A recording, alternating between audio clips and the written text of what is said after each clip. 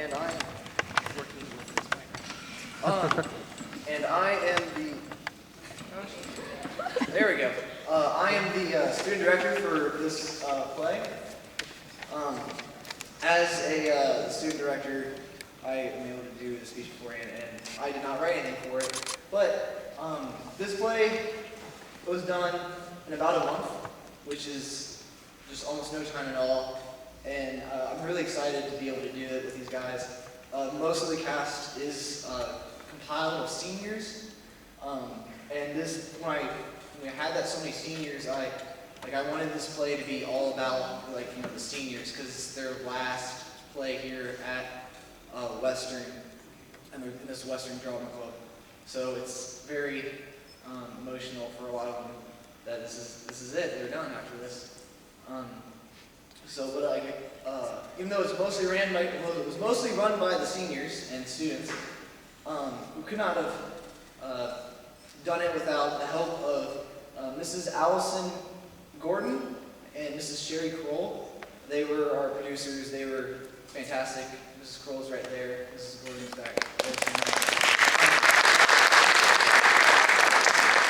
They were fantastic. Another huge help to me was my stage manager, Nicole Hampshire. She's right here. Nicole, can you step out just for a minute? Yeah, so she's right there. She's done a lot of things that you don't even, I don't even know about, that's just helped move this play and help get it going and get it through. And Nicole, I was wondering if you'd go to prom with me.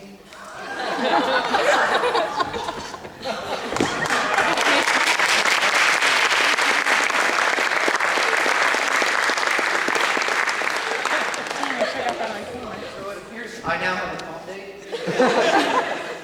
and she did not expect that at all. So, without further ado, Agatha Christie's The Mousetrap.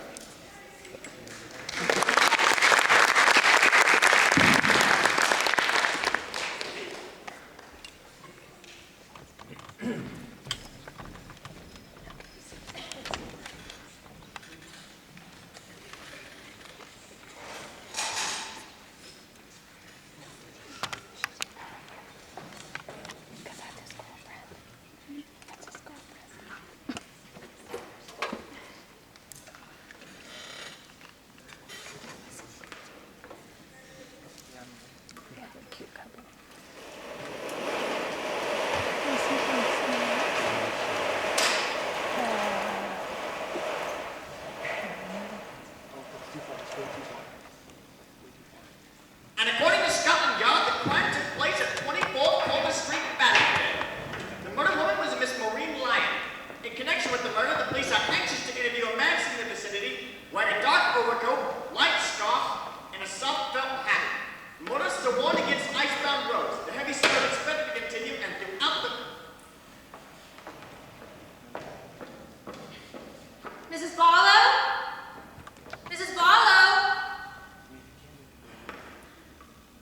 Oh, that does look nice. How stupid, Charles.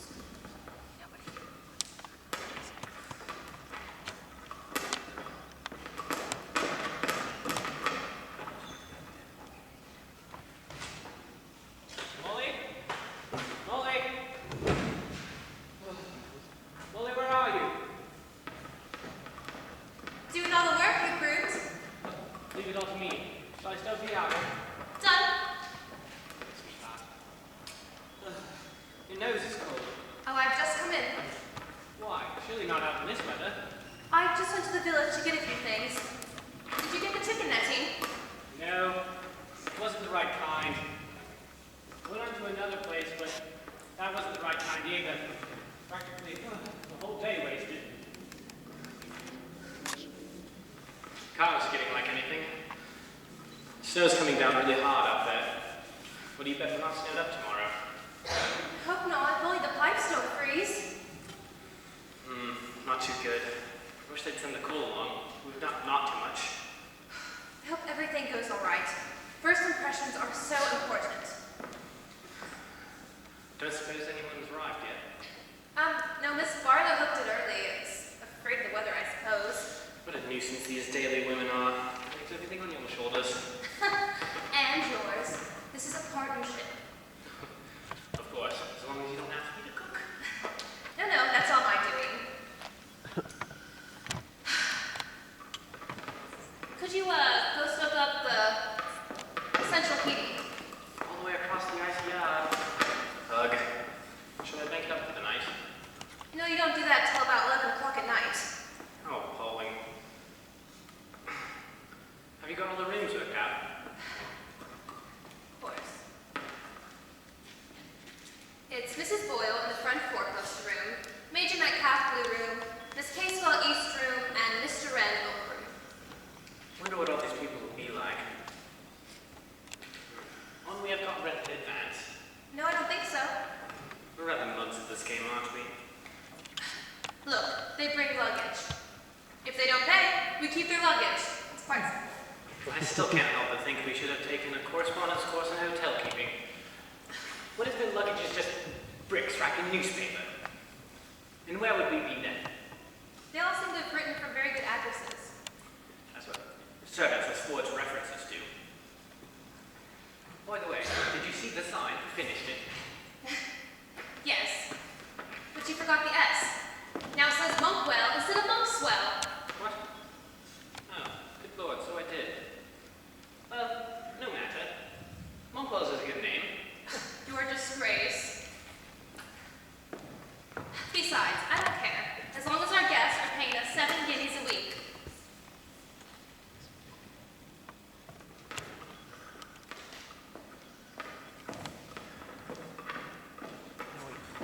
And according to Scotland Yard, the crime took place at 24 Clover Street, Paddington. The murdered woman was a Miss Maureen Lyon. In connection with the murder, the police are anxious to interview a man in the vicinity wearing a dark overcoat, light scarf, and a soft felt hat. Motorists are warned against icebound roads. The heavy snow is expected to continue, and throughout the country there will be a sudden freezing, particularly at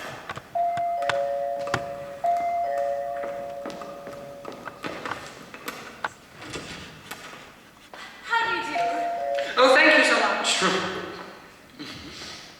Yes, my taxi gave up to drive when it attempted the long snow. No sporting instinct, I suppose. Ah, you must be Mrs. Ralston, I'm sure. My name is Mr. Wren. How do you do, Mr. Wren? You know, you're not at all as I pictured you. I imagined you to be the widow of an Indian armyman. And this whole place is something grim and Mezzahibish, crammed with Brenair's grass. Instead, it's lovely, quite lovely. Grand proportions.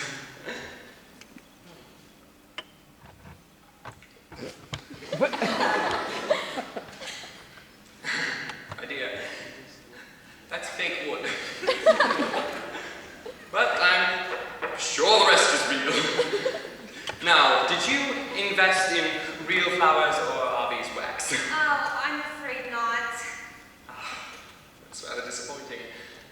Do you have, however, a purple plummy mahogany sideboard, maybe with a bowl of carved fruits on it? Yes, we have in the dining room. Can I see it? Oh, lovely.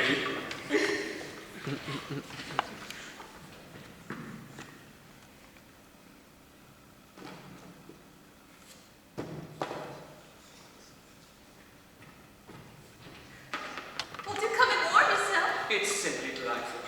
But I must ask, why did you do away with a central dining table? I find the little tables just spoil the effect. We thought that guests would prefer them. My husband should be down in just a minute. I'd love to meet him sometime. But you do have a husband. Yes. How do you do? Yes, the weather is simply awful. It reminds one of Dickens and Scrooge and that irritating Tiny Tim. Bogus. Yes. Anyways, you're perfectly right about the dining table. If you have a center dining table, I find that you have to have the right family around it, and quite frankly, you do not. Well, should I take this upstairs for you? Oh, please. Oak room, did you say, Molly? Yes. I do hope it has a four-poster with some little chintz roses on it, maybe a chair or two.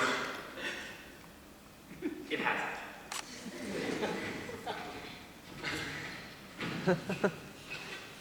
I don't think your husband is going to like me much. much. Don't mind him at all. Anyway, I wonder how often you kiss each other. How much are you in love? Christopher, you can't see your broom. I mean, it's Oh no, take it off. Because you know I do so like knowing about people. I find people so madly interesting, don't you? Some are. Some are not. No, I find it all are interesting. Because you never really know what one is thinking or what they're really like. For instance, you don't know what I'm thinking right now. Not in the least. A cigarette? Not right now, dear. But indeed, the only people that really know what people are like are artists, and they don't know why they know it. But I guess if a portrait painter comes out on the canvas. Are you a painter? Oh, no, my dear, I'm an architect. Yes, Christopher Wren. Sounds like the maker of that halfway home.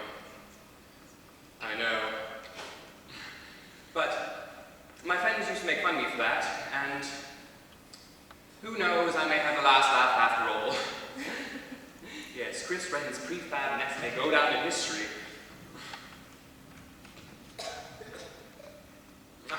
Yes, I find your wife most sympathetic and really quite beautiful. Oh, don't be absurd. Now, isn't that just like an English woman? European women take compliments as a matter of course, but English women have all the feminine spirit crushed out of them by their husbands. There is something so very boorish about English husbands, don't you agree, Mrs. Ross? To your room, Christopher. Oh, shall we?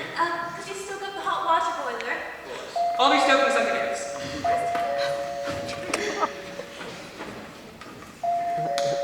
All right. This is Monksville Manor, I presume? Yes, please, come in. I'm Mrs. Boyle. I'm Charles Ralston. May I take your bag? Thank you. Is there any more luggage in the car? Major Metcalf, is it? He'll see to it. I'll leave the door for him. The taxi wouldn't risk coming up the drive. It stopped at the gate. We had to share a taxi from the train station, and there was great difficulty in getting back. Nothing ordered to meet us, it seems. Oh, we weren't quite sure what train you would be coming by, otherwise, of course... Oh, trains should have been met. Shall I take your coat? Thank you. My wife. I'll go help Major Metcalf with the bags. I'm so sorry. You're very young. Young? To be running an establishment of this kind, you can't have had much experience. We're only just opening up this place, so there has to be a beginning for everything, I suppose. I see. Quite inexperienced. This is an old house. I hope you haven't got dry rot. Certainly not. Most people don't know they've got dry rot until it's too late to do anything about it. This house is in perfect condition. It could do with a coat of paint. You know you've got worm in that oak. This way, Major.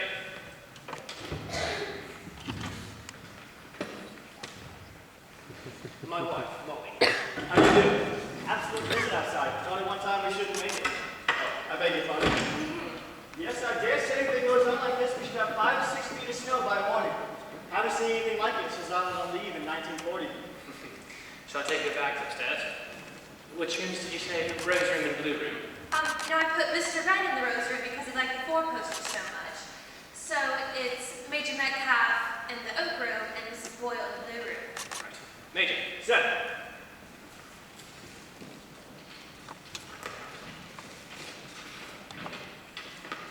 Do you have much servant difficulty here?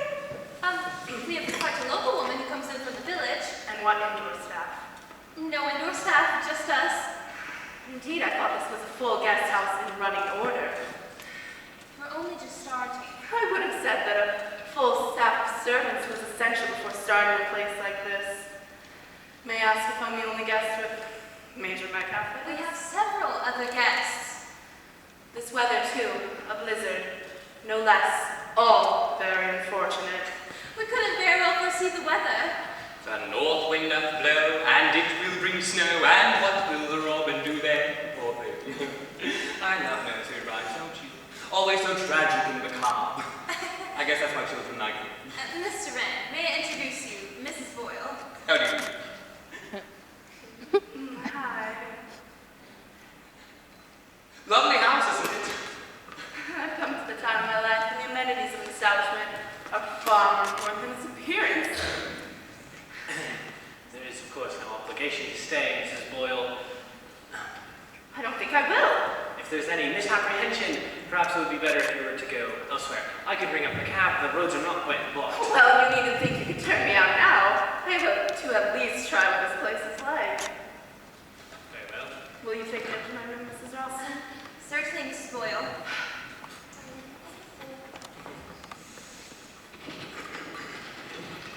I find that to be most disagreeable woman, and I demand that you throw her out in the snow and serve her right. That's a pleasure that I'm afraid I'll have to forego, Mr. Wren. I'm coming.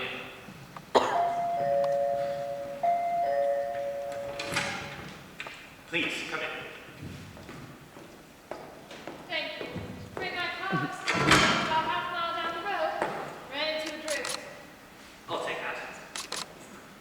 Thank you. Is there any more luggage in your car? No, I travel light. Mr. Wren, this is Miss Casewell. Casey. Well, I see you got a good fire. Yes, well, please, warm yourself. I'll take a coat too. My wife will be along any moment. Oh, there's no hurry. Got to get myself very thought out. Looks as though you're going to have a visit. Yes, it's just in the paper. Is there any news in the paper apart from the weather? Oh, just the usual political crisis. Oh, there's a rather juicy murder. A murder? Oh, I like murder. Yes, a woman strangled near Paddington. Maybe it was a homicidal maniac? I say it's a sex maniac. Well, it doesn't say much, does it? The police are anxious to interview a man seen in the vicinity of Culver Street at the time. Medium height, wearing darkish overcoat, lighted scarf, and soft felt hat. Police messages to this effect have been broadcasted throughout the day. Useful description. Pretty well fit anyone.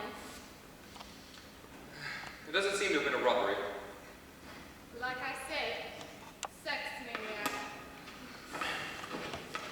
Who was the woman? It was a Mrs. Lyon. Mrs. Maureen Lyon. Young or old? That doesn't say.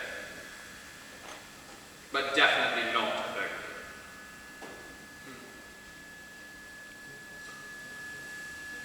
Introduce me to. I'm sorry. Molly, this is Miss Casewell. How do you do? It's an awful night. Would you like to go up to your room and the water's on and like a bath? I'd like that, thank you.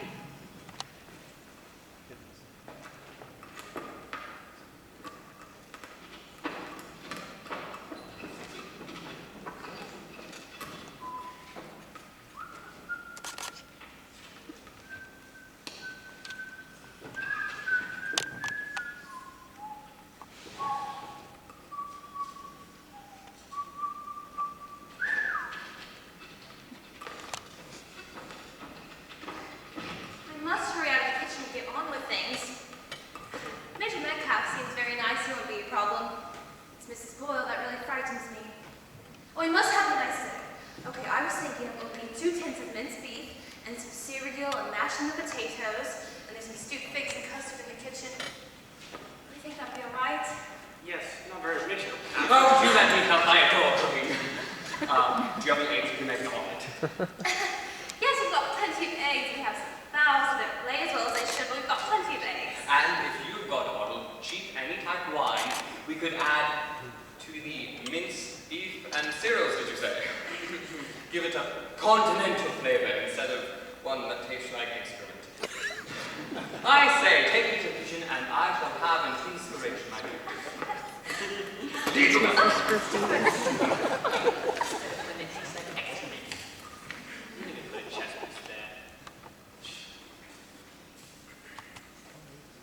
This one too, there's 2 bishops on the thread squares. What is he doing?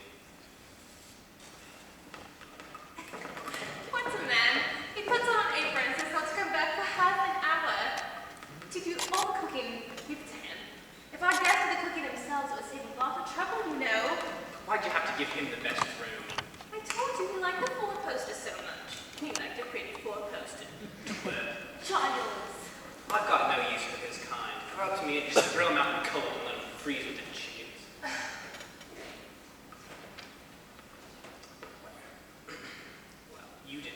suitcase. Had it got bricks in it? No, it hardly had any weight at all. If you ask me, he's one of those fellows who goes around bilking hotel keepers. I don't believe it. I like him. I find Miss Casewell rather odd, don't you? Terrible female. She is indeed a female. It's hard that all of our guests are either peculiar or odd. Anyway, I think Major Metcalf's rather nice. Probably drinks. Oh, do you think so? No, I was just feeling rather depressed. Anyways, all of our guests have arrived now. That's true, that's the worst of it. Now, who could that be? Probably the Culver Street murderer. Don't. Oh! 1,000 pardons! I am, where am I? This is, Monkswell Manor Guest House. Ah, but what a stupendous good fortune. Madame! Mwah. This is my wife. What an answer to prayer. A guest house and a charming hostess. My Rolls Royce, alas, has run into a snowdrift. Blinding snow everywhere. I think to myself, perhaps I shall freeze to death. And then I take my little bag, I stumble through the snow. And then before me I see big iron gates. A habitation. I am a sage. Twice I stumble in the snow as I come up the drive. But immediately upon arrival, despair turns to joy. You can let me have a room, yes? Yes. It's a rather small one, I'm afraid. Naturally, you have other guests. We only just opened up this place as a guest house. Charming. I'm sorry, I didn't catch your name. It's Paravici. Nice to meet you. I was just Rouston. What about your luggage? Oh, that is of no consequence. I have locked my car securely. Wouldn't it be better to get it in? Oh, no. I can assure you, on a night such as these, there will be no thieves abroad. And as for me, my wants and needs of racing. I have all I need right here in this little bag. Yes, all that I need. Well, I will go see about your room. Oh, I just realized it's a rather cold one because it faces north. But it's all we have left. So you have several guests. Yes, there's, Major Metcalf, Miss Boyle, Miss Casewell, Christopher Wren, and now you. Yes, the unexpected guests. The guests that you did not invite. The guests who just arrived from nowhere, out of the storm. Who am I? You do not know. Where do I come from? You do not know. Me? I am a man of mystery. But I tell you this, I complete the picture. After me, there will be no more arrivals, and no departures either. Tomorrow, perhaps even already, we are completely cut off from civilization. No butcher, no baker, no milkman, no postman, no daily papers. Nobody and nothing but ourselves. That's admirable. Admirable. It could not suit me any better. And you said this was a Monkswell Manor guest house? Yes. Good. Monkswell Manor guest house. Perfect. Perfect.